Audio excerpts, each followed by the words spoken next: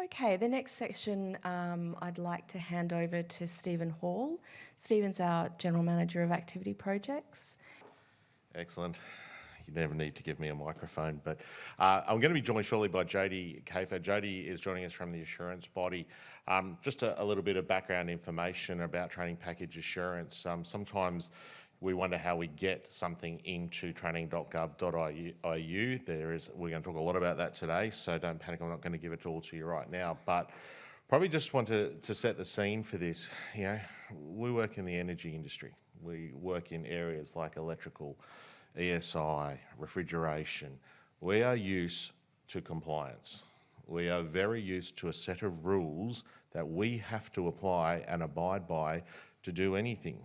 In fact, if you go outside of those, we know that most electricians will tell you they're more fearful of their inspector than they are of their partner, and rightly so, because the last thing you want to do is cop a defect. However, that also applies when we do training package development. So training products have to go through an assurance process. It's a detailed process, but it's a process that all of you are engaged with. I like to think of this room as being really training diehards, and die does stand for something. You're dedicated, you're interested, and you're engaged.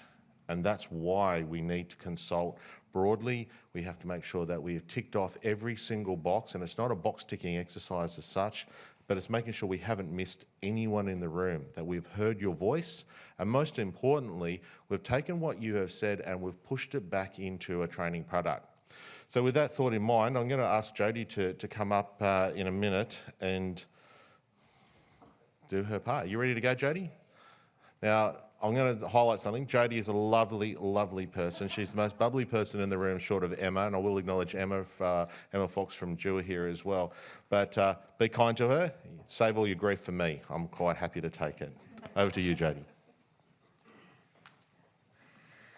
I absolutely love that term, diehard. I'm going to use that myself. Welcome.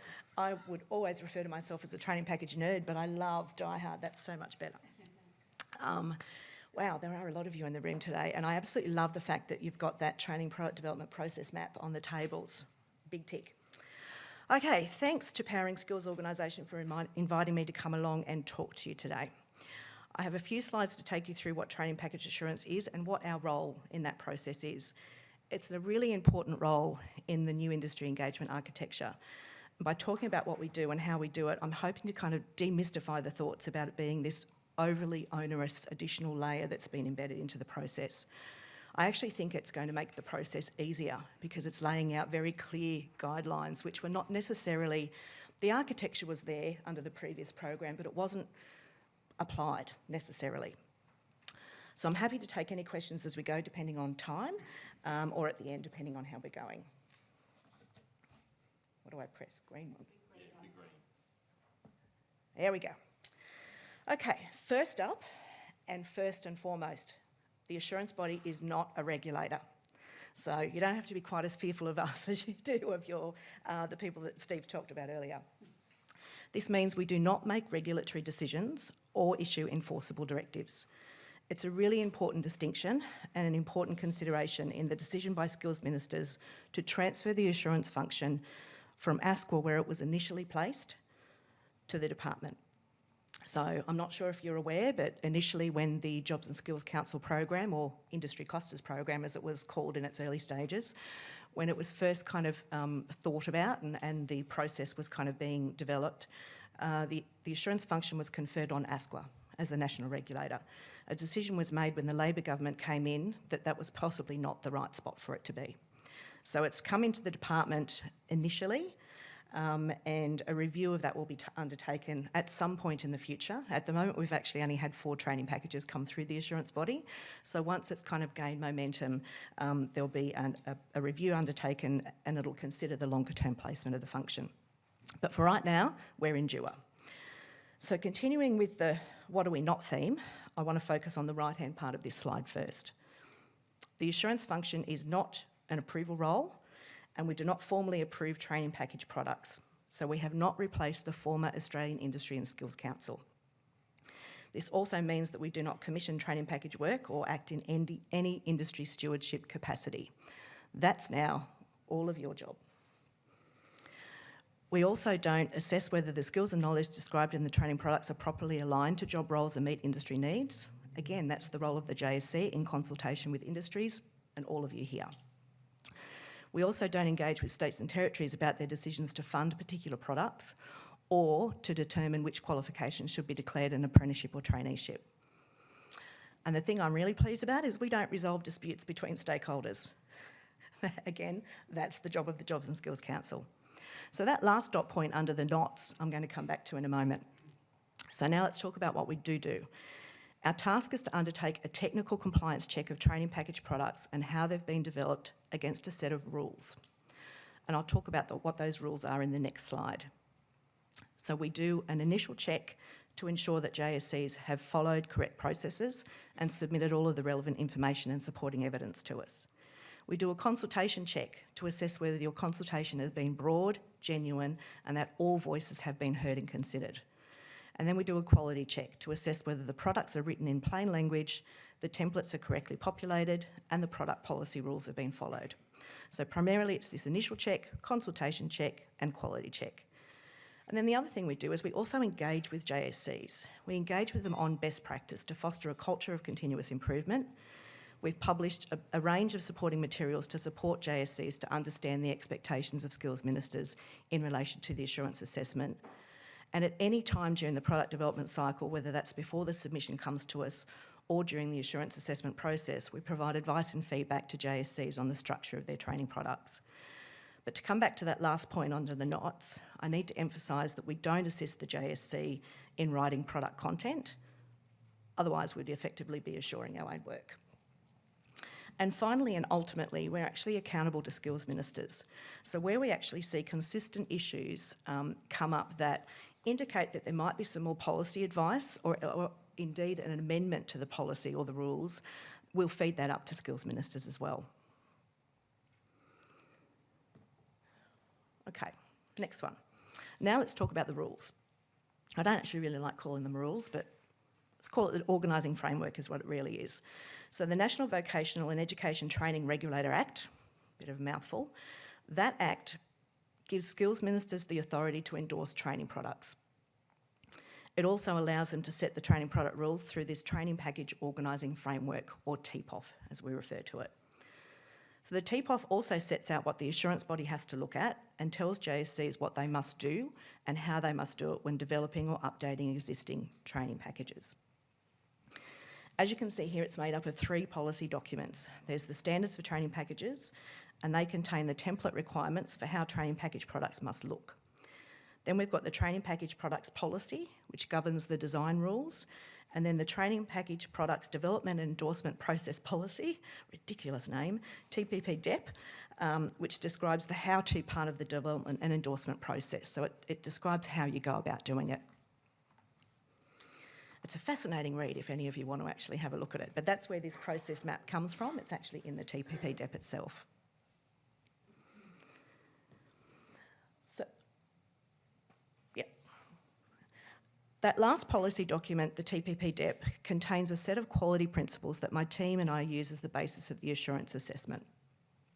So the approach to assurance publication, I don't know if any of you have seen it, but the approach to assurance publication, some of you might have seen it, shows how we've mapped all 3 of those organising framework documents to these 6 quality principles. I assume everybody will get a link to this presentation at the end, so if you click on that icon up there, you'll actually be taken to a copy of that. I did bring a couple of copies with me, which I'll leave with Steve. That particular document shows how we've mapped all 3 of those organising framework documents to the 6 quality principles, because what we really wanted to do is make this process not look ridiculous. When you've got 3 policy documents that contain a whole length of information, if we were to pick apart every single one of those things individually, our assurance process would take months, not the 3 weeks that we've been given in that process map. So we've mapped everything together to kind of come up with how we're going to do this against these 6 quality principles.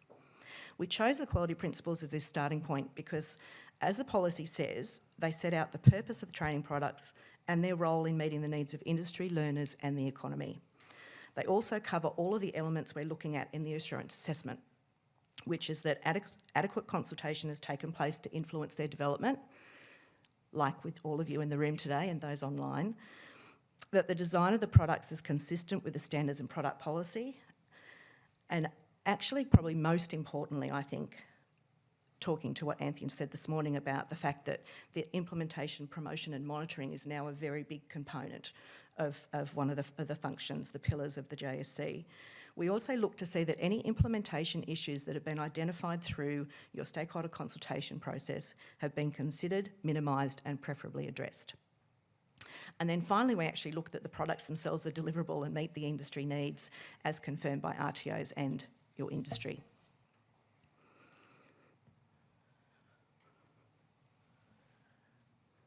Come on, move. Doesn't want to move. There we go. I'm obviously not clicking hard enough. Okay, I don't have too many more slides, so I'm not going to bore you to tears with all of this process. The work undertaken by a JSC on a training package is given to the assurance body in a submission. So with all of the work that you're doing today, once all of the work is done and all of the updates are done, what will happen is Powering Skills Organisation will put all of that together in a submission that comes through to us. The submission contains a submission form, which has a series of questions about the process undertaken by the JSC, who they consulted with, what matters were raised, and also they need to submit a number of pieces of evidence, including the products that are seeking to be endorsed. So we've aligned those submission requirements in the submission form with those quality principles I spoke about earlier. So on the previous slide, I said there were 6 quality principles, and as you can see on the right-hand side of that table, that's how we've mapped all of this submission to those quality principles. We've grouped them also into 4 specific areas that are the focus of our assurance assessment. So on the left-hand side of that table, you can see 4 assessment groupings there. And they are that the technical committee, including who was on it and did they actually review the final products. And when I'm talking about who was on it, the kind of thing that we're talking about in the TPP DEP, it actually specifies what a technical committee structure should look like. And it should have representatives from industry, should have representatives from employees, so that would be your unions, etc. Training organisations is also very heavily featured in the technical committees, as well as educational experts. So you can see that there's now very much a focus on the delivery of these products. So it's not just about developing the products, but how they're being delivered as well. And then one of the other groupings that's there is a representative of a state and territory. Now that doesn't have to be a state training authority. It can be, if obviously you've got regulated occupations here, so you could have kind of a state regulator, national regulator, anything that kind of fits that particular grouping of people. So we look at the technical committee and who's on it. We look at the consultation that's been undertaken. So one of the things that Jobs and Skills Councils have to do before they actually commence a project is prepare a consultation strategy. Who are they actually going to consult with? So we look at that as well. And then we look at, did the consultation activity that occurred match what they said they were going to do in the beginning? We also look at, when we're talking about the consultation activity, Jobs and Skills Councils have to actually they have to gather all of their consultation feedback into a consultation log. And that consultation log actually has to come to us as part of the assurance submission.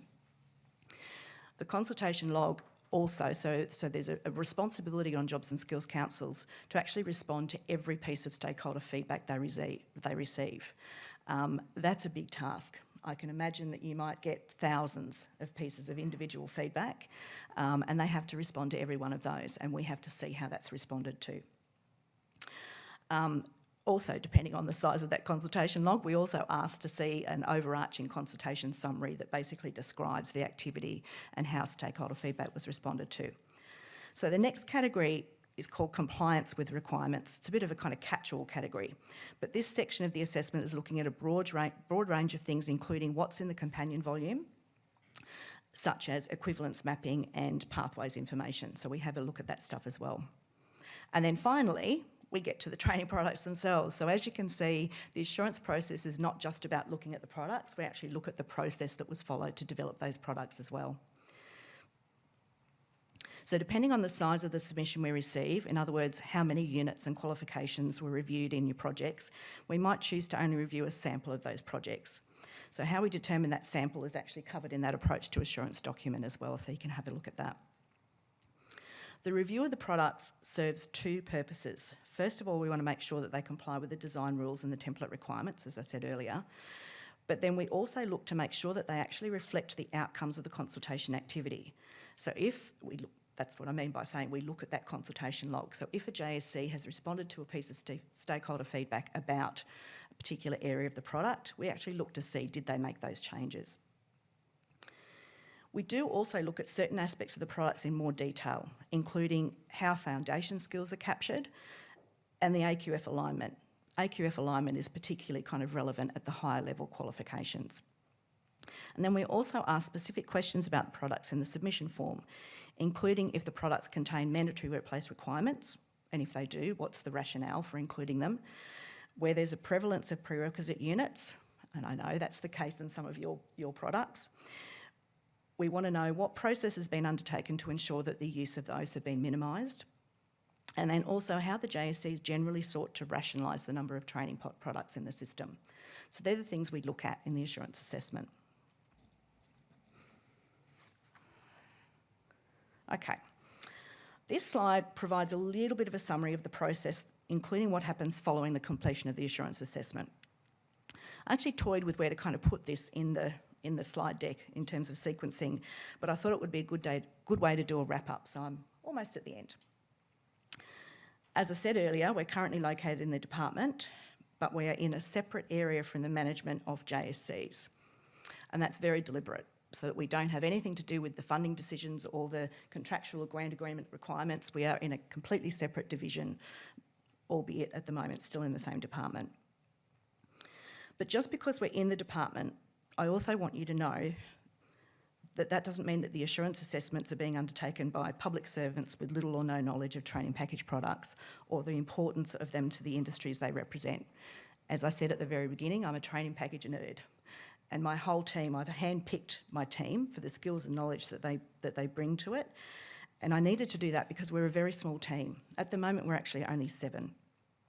But collectively within the 7 of us, in fact, a couple of them are brand new, so they don't bring a lot of knowledge to the table. So let's say 5 of us. Between 5 of us, we've actually got over 75 years of experience in the vet sector. So this includes myself and some of my team. We've worked in RTOs, designing training and assessment strategies, developing training resources and delivering training and assessment. We've worked in compliance and regulatory roles, focusing on the quality of training delivery and adherence to program and funding guidelines. And we've even developed training package products under previous iterations of industry engagement arrangements. And that's me, but I have not worked on electrical products. I've worked on a bunch of other different ones. I think this puts us in good stead to perform the assurance function, and I hope it also gives you the confidence that we understand the complexities of training products and the issues that some industries face in relation to the quality of training delivered and the expected outcomes for learners. So we've provided clear advice to Jobs and Skills Councils about how to prepare their submission through a submission compliance guide. That's the little icon up the top there. This guide also contains information about what we're looking for in the assessment and the evidence that needs to be demonstrated for the products to be deemed compliant. Where there's some further work required, we provide this to JSCs in the form of an assurance assessment report, which outlines the areas where action is required and includes detail about what needs to be done. So that little table in the right-hand side there is actually a page from the assurance assessment report, and we've deliberately not said compliant, not compliant. We've just said whether there's action required. Because, as I said at the very beginning, we're not a regulator. We don't want to come across as having that type of a function. What we really want to do is work with Jobs and Skills Councils to get their products to a state where we can progress them to skills ministers with a recommendation to endorse. So when the submission is deemed compliant, it's forwarded to skills ministers with a recommendation to endorse, because again, as I said at the very beginning, it's skills ministers who have that authority under the InVetra Act to endorse training package products. We do this in an evaluation report that we progress firstly to the Commonwealth Skills Minister, who then sends it out to his state and territory colleagues, and they're then given 15 days to respond with their endorsement decision. And if you have a look at your process map, you'll see that that last 2 columns on there is the assurance body and the skills ministers, and they've combined it as a 1.5 months. So that means if skills ministers have 15 days, that means we have 15 days to do an assurance assessment. Combined, that's the 6-week time frame. So the evaluation report includes a summary of the assessment activity and any issues raised throughout the project or the assurance activity. Where the submission is not compliant or not yet compliant, we work with the JSC on a path to compliance. But, and there is a but, if it remains non-compliant after multiple attempts, we do have the option to reject the submission. And so this is the final part that I really want to end on, and that is that our role is very black and white. We don't have the delegation to amend any of the policy or to not apply certain parts of the policy. But we're really committed to working with JSCs to reach a position where we can put the products forward for endorsement. Where we get to a point where we can't do that, then that's when I'd bring in your relationship team. So in the case of this, I'd bring in Emma and say, okay, we're at a stage where we need to kind of work through some issues. And then Emma would kind of work with the JSC to kind of determine what the next actions might be. And it might be that the issue is actually with the policy, and that's okay. If there are policy issues, then the pathway is to then go via skills ministers to actually look at the policy and see if changes can be made. I think we're almost at the last one. So I know you're about to embark on a major review of some of your training packages, and they've been the way they are for quite some time. I hope this has given you kind of a bit of an idea of what to expect from the assurance process, and also, because this is the first time I've met Steve as well, the assurance body, we're here, my team and I, we're here to kind of take phone calls, emails, anytime, because we really want to be a supportive part of this process. And I actually didn't introduce myself at the beginning, as Steve did, but my ridiculously long title is I'm the Deputy Executive Director of the Training Package Assurance Body. I report directly to an Executive Director, and he is the delegate. So they go through me, up to my delegate, and then on to the Skills Minister after that. Good morning, Jodie. Just a quick question about accredited courses. Would they sit under your remit? No, they don't. So accredited courses are still regulated by, the majority of them are ASQA. So yeah, no, the accredited courses don't come through us.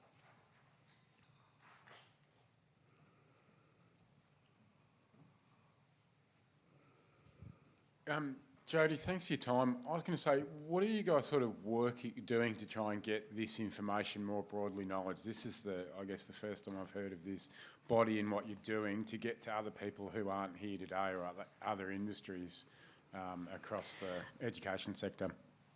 Well, it probably relies a bit on the Jobs and Skills Councils, but we've also, I've had a meeting with TAFE Directors Australia, so I've actually kind of done a presentation to them, and I'm also kind of in the midst of, I've actually reached out to Troy Williams from ITECA to see if I can actually come and do a presentation about the assurance body to either ITECA themselves or ITECA's membership. But yeah, so you're right, it's challenging to get the information out there. When we publish the approach to assurance, we put it out through LinkedIn, but that means people actually have to be looking at LinkedIn. The information on the previous slide there, can I go backwards? Yep. So the website, the DEWR website, there's a section about training package assurance on there, but I'll take that on notice that, yeah, I think it probably would be a good idea to kind of spread the word a bit further.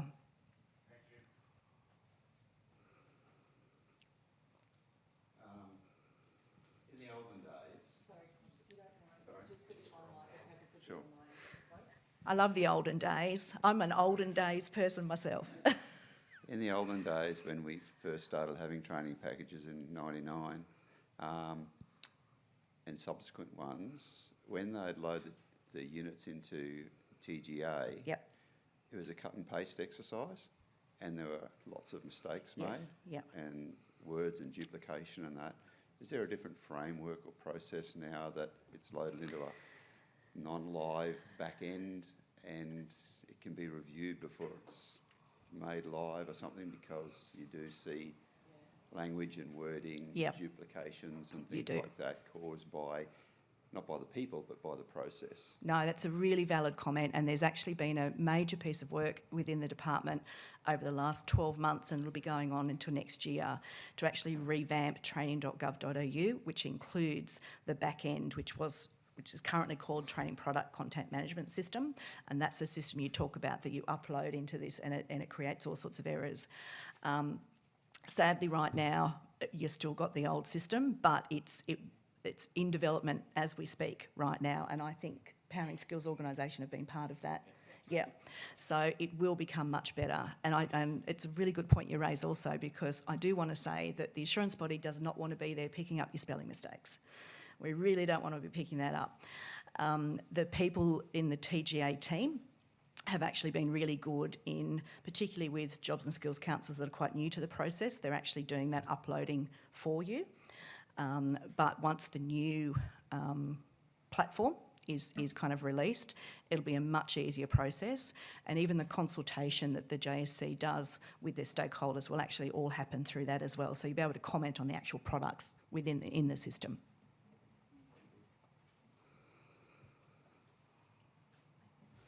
Any more? Fantastic, but I am here until, I think, morning tea, so anyone can grab me at morning tea time, and then I'll chuff off back to Canberra. Thank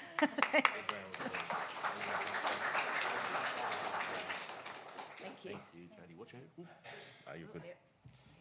All right, we were going to talk a little bit about the roles of JSCs versus the assurance body, but we've already covered that. But I just wanted to really highlight this point, because it really, I didn't know we were going to animate that. That's fantastic, whoever did that. Well done.